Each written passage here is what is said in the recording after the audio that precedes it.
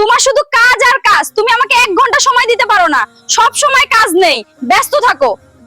যাও দেখো রহমতের মা বাবা কি সুন্দর বাড়িতে আনন্দ করে সংসার করছে। তুমি বুঝছো না কেন? ওরা গরিব লোক, আমার মতো হলে ওরাও ব্যস্ত হয়ে যাবে। আমাকে কিছু একটা করতেই হবে, না হলে সংসারে আগুন লেগে যাবে। দেখি রহমতের বাবার কাছে গিয়ে দেখি কিছু করা যায় নাকি। আর কিছু না হলে আমি শেষ হয়ে যাব, আজই যাব এখন। বর্তমান কি কাজ করছো মুরব্বি? ইদানিং তেমন কোনো কাজ করছি না। আমি তোমাকে 2000 টাকা দিচ্ছি তুমি ব্যবসা করতে, যখন 4000 টাকা তোমার কাছে হবে তখন আমাকে ফিরিয়ে দিন। ঠিক আছে দিমু, আমি খুব খুশি হলাম। এখন আর রহমতের মা বাবার আওয়াজ পাওয়া যাচ্ছে না, কি ব্যাপার? এখন আর আওয়াজ পাওয়া যাবে না। ওরা ওরা বড় লোক হইতে চাচ্ছে। মানুষ কিছু করতে গেলে সময়কে দাম দিতে হয়। রহমতের বাবা দিনান্তর দিন খাইতে, এখন আমি ওকে 2000 টাকা দিছি ব্যবসা করতে।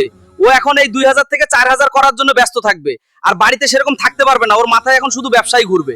যদি মুসলিম হয়ে থাকেন, কোরআনকে মেনে থাকেন, ইসলামকে মেনে থাকেন, তাহলে সুন্দর একটা লাইক করে ভিডিওটা শেয়ার করে দিবেন।